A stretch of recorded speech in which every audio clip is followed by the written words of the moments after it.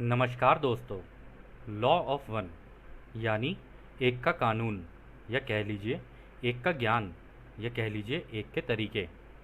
यह उसका सत्र 52 है, जो कि 19 मई 1981 को रिकॉर्ड किया गया था।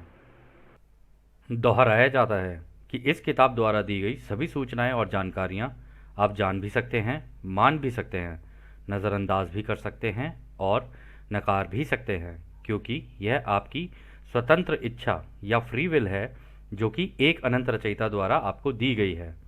एक बात और कही जाती है कि लॉ ऑफ वन पूरी तरह से सभी के लिए फ्री है। यदि कोई इकाई या व्यक्ति इसको निजी स्वार्थ के लिए इस्तेमाल करे तो वह उसकी व्यक्तिगत जिम्मेदारी होगी। और साथ ही साथ यह भी कहा जाता है कि यदि कोई व्यक्ति इसको अपनी भाषा में परिवर्तित करके दूसरों से साझा करना चाहे या फिर इन वीडियोस को अपने चैनल पर चलाना चाहे तो वह भी ऐसा कर सकता है, क्योंकि वह भी उसकी फ्री विल है। तो जैसा कि हमेशा रा कहते हैं, हम रा हैं। हम आपका स्वागत एक अनंत रचयिता के प्रेम और रोशनी में करते हैं। अब हम संवाद करते हैं। तो पहला सवाल डॉन करते हैं। पिछले सत्र में आपने कहा था कि परिवर्तन यानी यात्रा, ट्रांजिशन के लिए दूसरे प्रकार का अनुभव, जो कि अन्य आकाशगंगाओं के चौथे, पांचवें और छठी घनत्वता की इकाइयाँ और कुछ आपकी अपनी आकाशगंगा के भीतर की इकाइयाँ करते हैं, जिन्होंने ब्रह्मांड को एक जीव के रूप में देखने के लिए व्यक्तित्व के आवश्यक अनुशासन सीखे हैं, और इसलिए वो एक स्थान से दूसरे स्थान तक जाने के लिए केवल विचार का इस्तेमाल करके आवश्यक यान को रूप देने में सक्षम हैं। मैं आपसे पूछना चाहता हूँ कि जब आप कहते हैं अन्य आकाशगंगाओं और आपकी अपनी आकाशगंगा की चौथी, पांचवी और छठी घनत्वता, क्या आप यहाँ ये कह रहे हैं कि हमारी आकाशगंगा के मुकाबले दूसरी आकाशगंगाओं की इकाइयों ने अपने व्यक्तित्व की क्षमताओं को इस तरह के कार्य के लिए अधिक विकसित कर लिया है, जैसे कि दो आकाशगंगाओं के बीच यात्रा करना?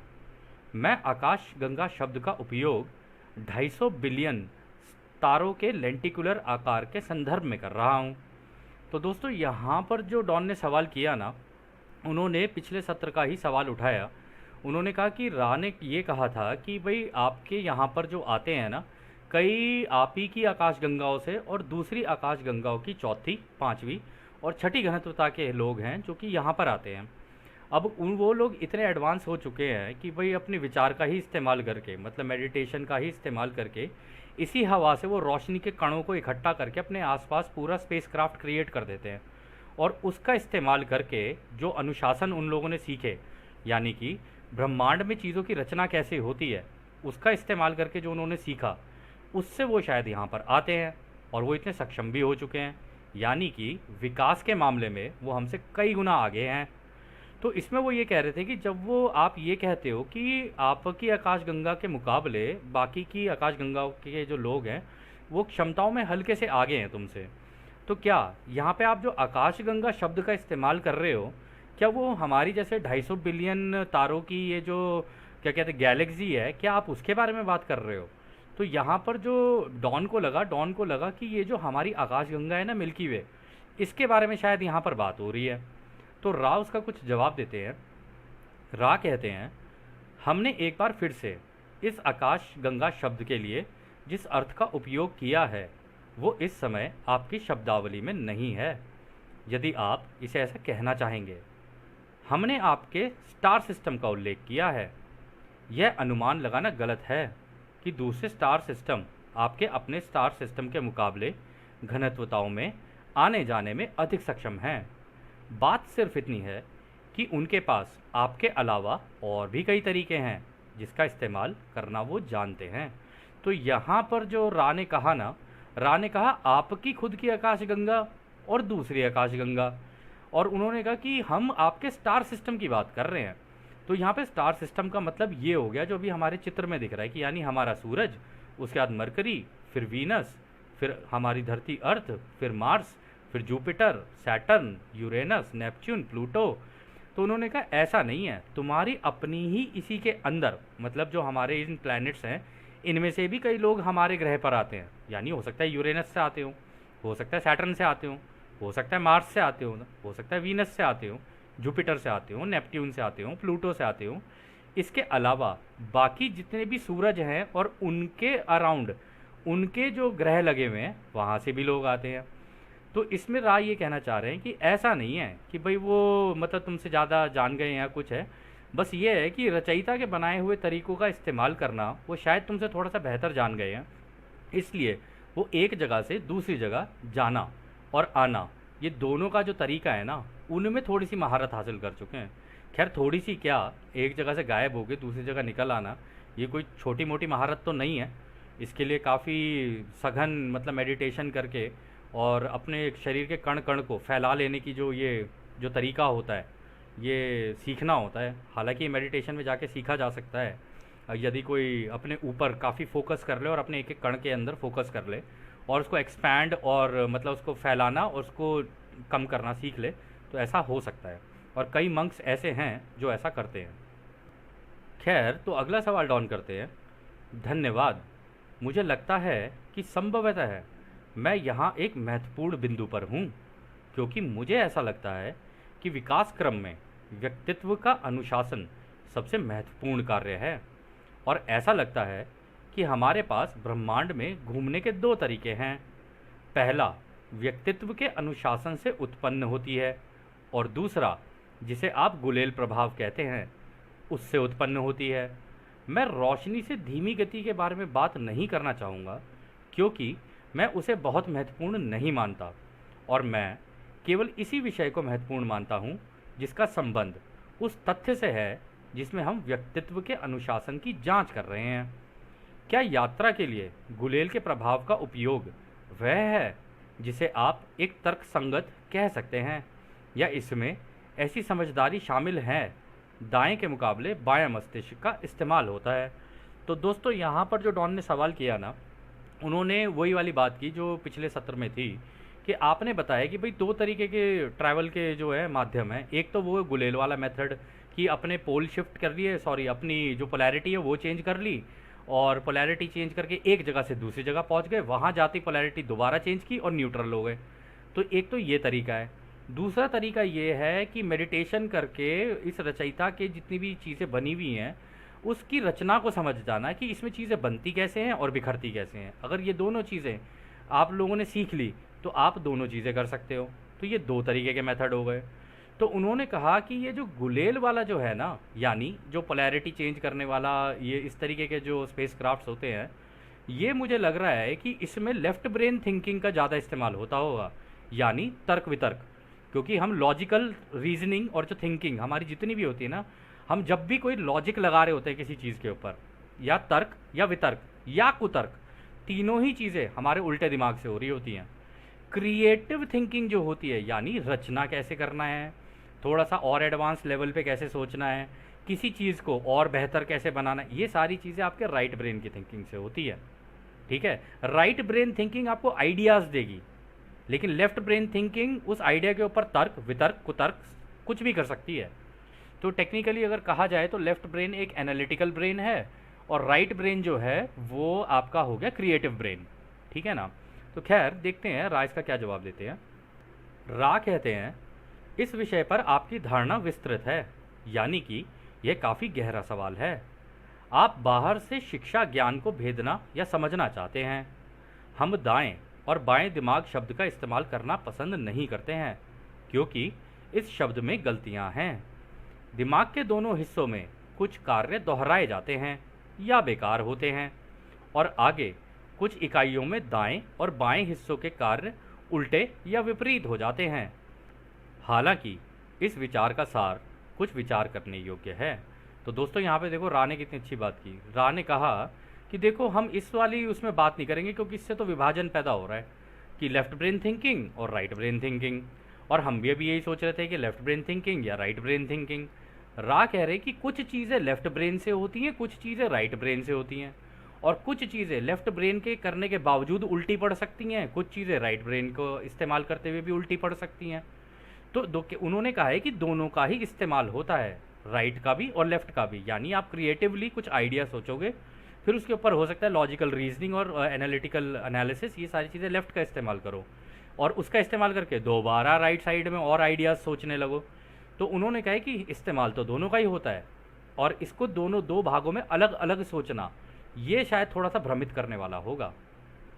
फिर वो आगे कहते हैं, जिस तकनीक से आप एक समाज के रूप में आजकल इतने लिप्त या आकर्षित हैं, वो आपके सब लोगों की बुद्धिमान ऊर्जा में हेर फेर की शुरुआत है।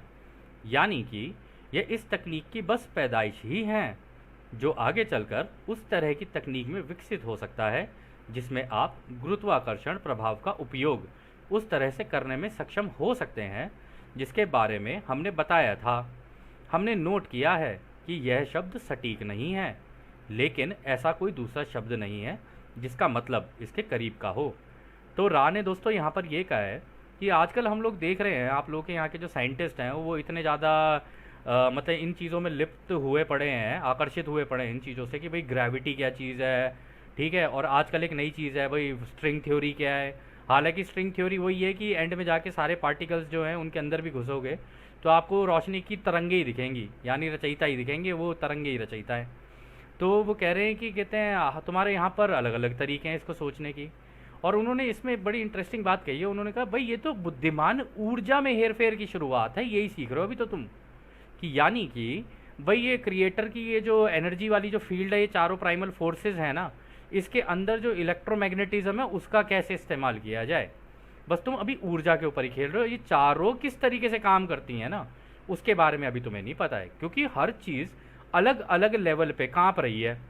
तो इसके लिए तुम्हें पूरे ग्रह का, पूरे ब्रह्मांड का, एक एक चीज़ का तुमको ये देखना पड़ेगा ना कौन सी चीज़ कितने पे कांप रही है, तभी तो तुम इस कार्य को कर पाओगे।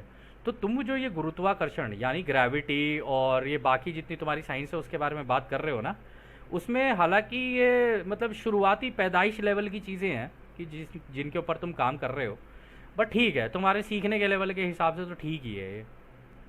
फिर वो आगे कहते हैं, इसलिए इस तकनीक का उपयोग खुद के बाहर की ओर यानी दूसरों से हेर फेर करने से खुद के व्यक्तिगत विकास क्रम के लिए दूर दूर तक सहायक नहीं है, बजाय इसके कि मन, शरीर, आत्मा परिसर के अनुशासन के परिणाम स्वरूप सूक्ष्म जगत और स्थूल जगत में स्वयं का संपूर्ण ज्ञान प्राप्त किया जा सकता है।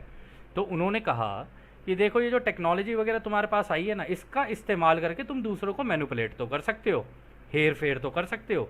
कि जैसे आज की डेट में हम फ़ोन हैं और हमारा टीवी हो गया, आप किसी को एक दिशा में तो ले जा सकते हो उसका इस्तेमाल करके।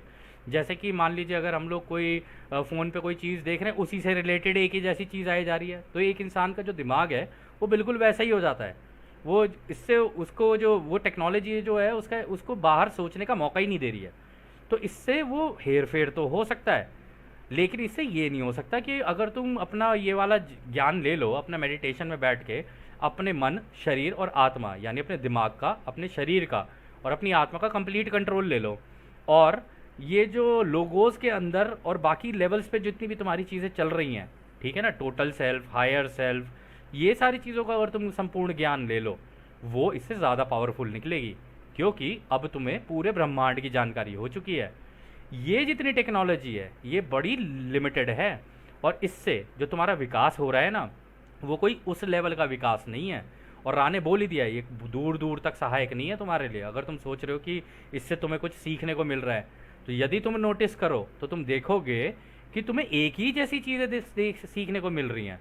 गलती से तुमने कुछ और नया देख लिया तो फिर उससे रिलेटेड चीज़ें होने लग जाएंगी तुम्हारे साथ, या देखने लग जाओगे, या उसके अलावा कुछ देख लिया तो फिर उससे रिलेटेड चीज़ें होने लग जाएंगी। लेकिन संपूर्ण जानकारी तुम्हारे पास नहीं होगी, जो कि तुम अगर मन, शरीर, आत्मा परिसर का इसकी जानकारी लेने की कोशिश करो, उससे तुम्हें पूरे ब्रह्मांड की जानकारी हो जाएगी, और अगर वो हो गई तो तुम उसका इस्तेमाल कर सकते हो। फिर वो आगे कहते हैं, एक अनुशासित इकाई के लिए सभी चीज़ें खुली और स्वतंत्र होती हैं। वह अनुशासन जो ब्रह्मांडों को खोलता है, वह विकास क्रम के प्रवेश द्वार को भी खोलता है। अंतर यह है कि किसी भी स्थान पर जाने के लिए या तो दूसरों के वाहन में सैर की जाए और आसपास की सुंदरता देखी जाए, या फिर चलकर धीरे धीरे पूरी आज़ादी से और मुक्त रूप से अपने चलने के ताकत के हिसाब से स्वतंत्र होकर अपने आसपास की सुंदरता को देखकर और उसकी प्रशंसा करके उसे इन अनुभवों का अवसर मिल सकता है। तो यहाँ पर भी राय ने देखो कितनी अच्छी बात कही। उन्होंने कहा देखो भाई, टेक्नोलॉजी और इन सारी चीज़ों का इस्तेमाल करके ठीक है तुम बैठ तो जाओगे गाड़ी के अंदर, तुम इधर से उधर निकल भी जाओगे, ठीक है, तुम्हें लगता है तुम बड़ी तेज़ी से पहुँच गए, कह रहे लेकिन ये जो इस अनुशासन की जिसकी हम बात कर रहे हैं ना, मेडिटेशन और इन सब प्रैक्टिसेस की, अगर तुम इनका इस्तेमाल करोगे ना तो तुम्हारा जो विकास है ना वो और ज़्यादा हो जाएगा, क्योंकि वो ब्रह्मांड को खोलता है। वो केवल लिमिटेड चीज़ नहीं है कि एक जगह से दूसरी जगह चले गए। तो वो कह रहे हैं कि उसका प्रवेश द्वार ही खोल देता है, वो आगे का जो दरवाज़ा है वो खुल जाएगा, तुम्हारे लिए पूरा ब्रह्मांड खुल जाएगा और उस जानकारी को लेकर तुम जो चाहो वो कर सकते हो। और उसमें भी वो ये कह रहे हैं कि देखो अंतर इन दोनों चीज़ में ये है कि देखो यार, गाड़ी लेके तो तुम निकल सकते हो, ठीक है, गाड़ी लेके एक जगह से दूसरी जगह, तुम मान लो तुम्हें जाना है, डेस्टिनेशन तुम्हें पता है, तुम गाड़ी लेके ऐसा तो नहीं है कि भाई हर थोड़ी थोड़ी देर में रोकोगे, हर थोड़ी थोड़ी देर में रोकोगे, ऐसे तो नहीं, तुम्हें उस डेस्टिनेशन पे भी पहुंचना है। ऊपर से तुमने अपने लिए टाइमलाइन भी फिक्स कर रखी है कि भाई मुझे इतने ही टाइम के अंदर करना है, तो तुमने तो अपने आप को पहले ही बांध लिया है। तो तुम उस जर्नी को एंजॉय नहीं कर पाओगे, तुम्हें ये रहेगा 24 घंटे दिमाग में कि मुझे वहाँ पहुँचना है जल्दी। तो आसपास की जितनी भी खूबसूरती है ना उसको तुम उतना अच्छे से एंजॉय नहीं कर पाओगे। बनस्पत इसके कि मान लो तुम्हारे पास साइकिल है, तुम साइकिल में धीरे धीरे धीरे धीरे जा रहे हो या पैदल हो, धीरे धीरे धीरे जा रहे हो और एक एक चीज़ को ऑब्जर्व करते हुए जा रहे हो, एक एक चीज़ का अनुभव लेते हुए जा रहे हो, उसकी सुंदरता को देख रहे हो, उसकी प्रशंसा करते हुए जा रहे हो। कई तरीके के लोग तुम्हें मिलेंगे, कई तरीके की बातें तुम सीखोगे, कुछ अपनी बातें कहोगे, कुछ वो अपनी बातें कहेंगे, तो कितना ज़्यादा अनुभव हो जाएगा तुम्हें। तो ऐसे में अनुभव जो है, क्या तुम्हें लगता नहीं है तुम्हारे ज़्यादा हो जाएंगे बनस्पत इसके कि एक टेक्नोलॉजी का इस्तेमाल करके तुम एक जगह से दूसरी जगह फटाक से पहुंच जाओ, या फिर टेक्नोलॉजी से चीज़ों को जल्दी सीखने की कोशिश करो। तो ऐसे में तो तुम एक ही दिशा के अंदर हो गए ना। जबकि अगर तुम इस ऐसी धीरे धीरे चलते जाओ, हाँ वक्त लग सकता है, लेकिन अनुभव का जो पुलिंदा होगा ना वो बहुत ज़्यादा हो जाएगा तुम्हारा। फिर इसके आगे वो कहते हैं, इसके बजाय वो जो दूसरों के वाहन में सैर करता है, बातचीत और रास्तों की अनियमितता के कारण उसका ध्यान हमेशा भंग होता रहता है और उसे दूसरों की मर्जी पर निर्भर होना पड़ता है, और जो समय उसे दिया गया होता है उस समय उसे निश्चित रूप से पहुंचने की चिंता रहती है। वो उसी सुंदरता को देखता है, लेकिन वह खुद को उस सुंदरता का अनुभव लेने के लिए मन की जड़ों तक तैयार नहीं कर पाता है, यानी कि वो इन सब का आनंद लेने में सक्षम नहीं होता है। तो दोस्तों यहाँ पर भी उन्होंने दोबारा वही बात बोल दी। उन्होंने कर दिया कि भाई देखो टेक्नोलॉजी वगैरह जितनी भी चीज़ें, तुम्हारी निर्भरता तो है ना उसके ऊपर, सोच के देखो, अगर तुम तो निर्भर हो गए इन सारी चीज़ों के ऊपर, और दूसरा तुम बार बार तुम्हारा ध्यान भंग होगा, तुम्हारे दिमाग में ये चिंता लगी रहेगी कि भाई मुझे ये करना है, ये करना है, अच्छा ये टीवी सीरीज़ आने वाली हो भाई, इतने बजे शुरू होगी भाई, ऐसे होगा। तुम 24 घंटे तो तुम चिंता में ही पड़े हुए हो, और ऊपर से निर्भरता तुमने और अपनी उसके ऊपर बना ली। तो क्या तो तुमने अनुभव लिया और क्या तुमने सीखा। उससे ज़्यादा तो तुम मतलब 4 तरीके के लोगों से अगर बाहर जाके मिलो, वो ज़्यादा तुम्हें अनुभव मिल जाएंगे। वो ज़्यादा सही तरीका नहीं है क्या अनुभव लेने का। और ऐसे में आपस में जो तुम्हारे बीच में प्रेम और प्यार ये सब बढ़ेगा, वो ज़्यादा बढ़िया चीज़ है करने के लिए। और वो इसमें भी ये कह रहे हैं कि अब तुम्हें ये चिंता लगी रहेगी भाई मुझे निश्चित टाइम पर इस जगह से उस जगह पहुंचना है। तो वो कह रहे हैं कि वो सुंदरता को देख नहीं पाता है पूरी तरीके से कि भाई मेरे आसपास और भी बहुत सारी चीज़ें हैं। अगर मान लीजिए आप किसी रास्ते पे जा रहे हैं, आप पहाड़ों में कहीं घूम रहे हैं, आपको अचानक से एक गली सी दिख गई वहाँ पे, आपका मन किया नहीं नहीं इस गली के अंदर जाके देखता हूँ। लेकिन अगर आप गाड़ी से जा रहे हो, आपको गली भी नहीं दिखी, आपने बाईपास कर दिया, आप आगे निकल गए, अब आपको क्या पता उस गली के अंदर जाके हो सकता है कोई बहुत ही सुंदर सा झरना दिख जाए आपको। समझ रहे हैं। तो यहाँ पर राह वही बताने की कोशिश कर रहे हैं कि इस तरीके से अगर आप आनंद लेने में सक्षम नहीं हो पाओगे, वरना मतलब आप समझ नहीं पाओगे रचयिता की रचना जो उसने की है उसने किस हिसाब से की है, एक एक जगह पे उसने अपना प्रेम डाला है तो किस तरीके से डाला है। तो इसको समझाने के लिए राह ने यहाँ पर ये सारी बातें कही हैं। तो खैर अगला सवाल डॉन करते हैं। मैं एक सवाल पूछना चाहूँगा ताकि हम मानसिक अनुशासन और उसके विकास क्रम के तरीकों को समझ सकें। क्या पॉजिटिव झुकाव वाली चौथी, पांचवी और छठी घनत्वता या दूसरों की सेवा वाले समूह दोनों तरीकों यानी कि गुलेल के तरीकों से और अपने व्यक्तित्व के अनुशासन के तरीकों के प्रभाव का इस्तेमाल घूमने के लिए करते हैं, या वो केवल एक तरीके का ही इस्तेमाल करते हैं। तो डॉन ने दोबारा वही सवाल पूछ लिया कि भाई आप मेरे को ये बताओगे जो पॉजिटिव झुकाव वाले होते हैं, जो दूसरों की सेवा के लिए काम करते हैं, उसमें जो चौथी, पांचवी और छठी घनत्वता वाले होते हैं, क्या वो ये गुलेल वाला जो मेथड है, जो मतलब पोलैरिटी चेंज करके अपने क्राफ्ट की इधर से उधर मूव करते हैं, या वहाँ से गायब हुए और यहाँ निकल आए, इसका इस्तेमाल करते हैं। तो क्या वो एक ही तरीके का इस्तेमाल करते हैं या उनके पास और भी कोई तरीके हैं?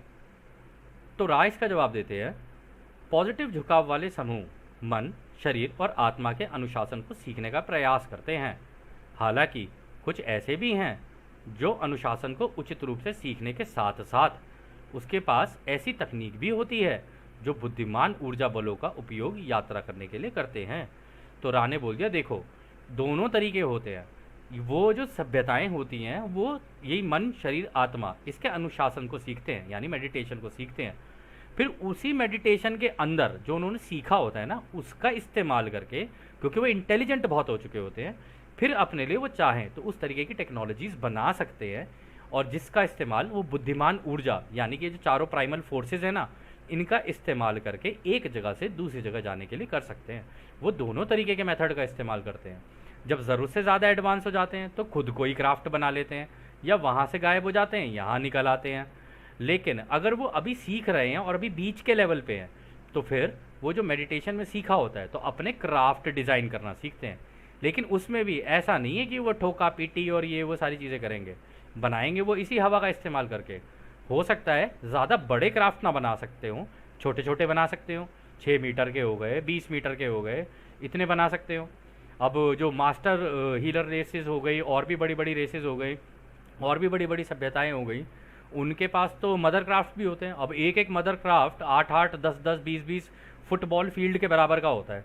तो आप सोच सकते हैं उसके अंदर तो पूरी की पूरी सभ्यता ही समा जाए। मतलब अगर मान लीजिए हम अपनी कोई स्टेट लेके चलें, कोई राज्य लेके चलें, एक राज्य के बराबर का ही कोई क्राफ्ट बना दे तो पूरा का पूरा राज्य ही समा जाएगा उसके अंदर। तो और उसके अंदर सारी चीज़ें हों, भाई खाने का, पीने का, रहने का, जीने का, हवा पानी सब कुछ हो उसके अंदर, तो फिर उनको क्या ज़रूरत है कि ये करने की, है ना? तो तरीके बहुत सारे होते हैं और सबके अपने अपने अलग अलग तरीके हैं। तो खैर अगला सवाल डॉन करते हैं। तो मैं अनुमान लगा रहा हूँ कि पॉजिटिव झुकाव वाले समूह के काफ़ी ज़्यादा प्रतिशत इस तरह की यात्रा के लिए व्यक्तित्व के अनुशासन का इस्तेमाल करते होंगे। क्या यह सही है? तो डॉन ने कहा, तो इसलिए मेरे को ऐसा लग रहा है कि पॉजिटिव वाले जो लोग हैं ना, वो इस तरीके की यात्रा करने के लिए, मतलब परसेंटेज में अगर देखा जाए तो ज़्यादातर जो परसेंटेज होगी वो इसी तरीके के अनुशासन का इस्तेमाल करते होंगे, मेडिटेशन टेक्निक्स का। तो रा कहते हैं यह सही है। पॉजिटिव 5वीं घनत्वता वाला 6ठी घनत्वता में चला जाता है, तब वास्तव में ऐसी कोई इकाई नहीं है जो अब यात्रा या संपर्क करने के लिए बाहरी तकनीक का उपयोग करती है। तो उन्होंने कहा कि जो 5वीं घनत्वता वाले हैं ना, हालांकि तुम्हारी बात पूरी सही है, लेकिन 5वीं घनत्वता वाले हैं ना, क्योंकि वो रोशनी का ज्ञान ले चुके होते हैं, तो वो चाहें तो 6ठी घनत्वता में भी जा सकते हैं घूमने के लिए। तो यानी कि अगर कोई हमारे सौर मंडल के अंदर 5वीं घनत्वता का ग्रह है, तो उनका जब मन करे वो चाहे तो सूरज के अंदर जा सकते हैं और अपनी इन्हीं टेक्निक्स का इस्तेमाल करके, रोशनी की टेक्निक का इस्तेमाल करके उसके अंदर जा सकते हैं, बनस्पत इसके कि वो मेटल और टेक्नोलॉजी के बनाएं और फिर वहाँ जाके उनको बैरियर फेस करना पड़ जाए कि भाई हम अंदर नहीं जा सकते, बस हम लोग जो है बाहर से कर लेते हैं, जो भी अगर हमें हाइड्रोजन या कुछ भी चाहिए तो इनसे ले लेते हैं। और ऐसे कुछ क्राफ्ट देखे भी गए हैं, नोटिस भी किया गया है, कुछ वीडियोस भी आए थे कि उसमें कुछ क्राफ्ट थे, वो जाके ना सूरज के बाहर खड़े हो गए, उन्होंने अपना क्राफ्ट सूरज की रोशनी से चार्ज किया और फिर निकल गए वहाँ से। और कुछ ऐसे भी थे जो सूरज के अंदर चले गए। तो ये हो सकता है, जिस तरीके से राह बता रहे हैं ये बिल्कुल पॉसिबल है। तो फिर अगला सवाल डॉन करते हैं, क्या आप मुझे ऐसी ही जानकारी प्रतिशत में नेगेटिव झुकाव के समूह के बारे में भी दे सकते हैं, जैसे वे गुलेल या अन्य प्रभाव व्यक्ति के अनुशासन का उपयोग करते हैं? तो रा कहते हैं, नेगेटिव झुकाव वाले 4थी घनत्वता की इकाइयां अधिकतर गुलेल के गुरुत्वाकर्षण प्रकाश प्रभाव यानी स्लिंगशॉट ग्रेविटिक लाइट इफेक्ट का उपयोग करते हैं। शायद इसकी 80% इकाइयां इस अनुशासन में दक्षता हासिल नहीं कर पाते हैं जो यात्रा करने के इस दूसरे तरीके के लिए आवश्यक है। नेगेटिव झुकाव वाली 5वीं घनत्वता में लगभग 50% इकाइयां किसी न किसी समय पर आवश्यक अनुशासन हासिल कर लेते हैं ताकि वे सोच के माध्यम से यात्रा को पूरा कर पाते हैं। जैसे ही वो 6ठी घनत्वता में पहुंचते हैं, नेगेटिव झुकाव की इकाइयां भ्रमित हो जाते हैं और यात्रा का काफ़ी कम प्रयास किया जाता है। जो यात्रा की जाती है वे शायद 73% प्रकाश सोच से ही होती है। तो यहाँ पर दोस्तों रा ने बड़ी सही बात कही। उन्होंने कहा देखो, 80% जो नेगेटिव झुकाव वाले हैं ना, जो ओराइन ग्रुप और इनमें हैं, वो इस स्लिंग शॉट ग्रेविटिक लाइट इफेक्ट का इस्तेमाल करते हैं। यानी कि यही मतलब अपने क्राफ्ट्स की पोलैरिटी इधर से उधर चेंज की, इधर से उधर मूव की है। ठीक है, गायब होना वो भी जानते हैं, ऐसी बात नहीं है कि वो गायब नहीं हो सकते या अपने क्राफ्ट की शेप चेंज नहीं कर सकते, वो भी कर सकते हैं। लेकिन उनका पता चल जाता है, वो डिटेक्टेबल हैं। ये लोग डिटेक्टेबल नहीं है, ये डिटेक्टेबल हो भी सकते हैं। अगर न्यूट्रिनो लाइट डिटेक्टर्स हों तो इनको भी डिटेक्ट किया जा सकता है, क्योंकि न्यूट्रिनो बहुत ही बेसिक लेवल पे अगर आप चले जाओ ना, तो उसकी जो लाइट होती है ना, उससे पता लगाया जा सकता है कि इस रूम के अंदर कोई हायर डेंसिटी बीइंग है या नहीं है। उसका एक तरीका है, वो हो सकता है। तो उसमें वो ये कह रहे हैं कि शायद 80% तो ऐसे हैं जो इसमें मतलब दक्षता भी हासिल नहीं कर पाते, मतलब उस लेवल पर भी नहीं पहुंच पाते हैं। मतलब कुछ कुछ हैं जो कर लेंगे, कुछ हैं जो नहीं कर पाते, मतलब इस स्लिंग शॉट वाले का भी, गुलेल वाले मेथड का भी अगर इस्तेमाल करें। और उसमें भी वो कह रहे हैं कि 5वीं घनत्वता में 50% तो ऐसे हैं जो कि इस अनुशासन को हासिल कर लेते हैं कि भाई वो सोच के माध्यम से एक जगह से दूसरी जगह चले जाएं। अब सोच का माध्यम भी दो तरीके से हो सकता है। इसमें यह है कि या तो आप गायब होके वहाँ से यहाँ निकल आओ, ये हो सकता है, किसी एक जगह से गायब हुए दूसरी जगह निकल आए, या अपना होलोग्राम वहाँ से गायब किया और अपना होलोग्राम यहाँ निकाल दिया, ये भी हो सकता है, क्योंकि सब कुछ तो लाइट से ही बना है ना। तो अगर कोई चाहे तो होलोग्राफिक टेक्नोलॉजीज़ का भी इस्तेमाल करके इस तरीके की चीज़ कर सकता है। तो वो कह रहे कि 5वीं घनत्वता वाले तो कर सकते हैं, 4थी घनत्वता वालों के लिए थोड़ी थोड़ी दिक्कत होती है इसको करने के लिए। हालांकि इनमें से भी कुछ होते हैं जो इसमें दक्षता हासिल कर लेते हैं। लेकिन इसमें सबसे इंटरेस्टिंग बात राह ने ये कही कि जैसे ही 6ठी घनत्वता में पहुंचते हैं ना, वहाँ जाके भ्रमित हो जाते हैं और फिर ये यात्रा नहीं करने निकलते। क्योंकि वहाँ जाके जब इनको यूनिटी का पता चलता है ना कि अरे यार सब कुछ तो एक ही है, तो मैं क्यों ये युद्ध और ये सब बेकार के विभाजनों में लगा हुआ हूँ, तो वहाँ पर वो जाके भ्रमित हो जाते हैं।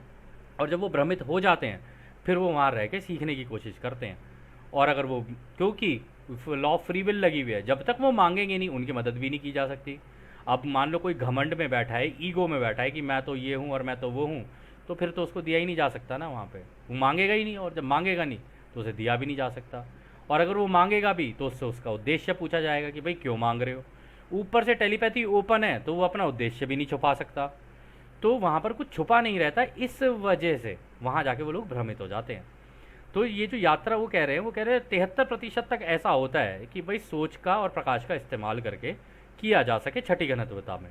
तो 73% भी कोई ऐसा छोटा मोटा नंबर नहीं है कि एक जगह से दूसरी जगह ट्रैवल किया जा सके, मतलब। और ये उन्होंने पूरे ब्रह्मांड का जो कैलकुलेशन है उसके हिसाब से करके बताया है।